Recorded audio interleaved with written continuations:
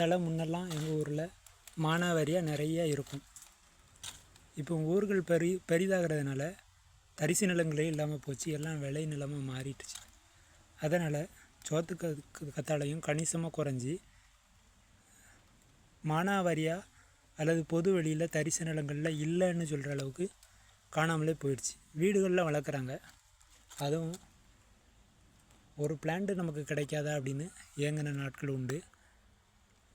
பிறகு ஒரு நாள் வெளியிடங்களில் போய் செடி தேடும் போச்சில் நமக்கு கொஞ்சம் செடி கிடச்சிது.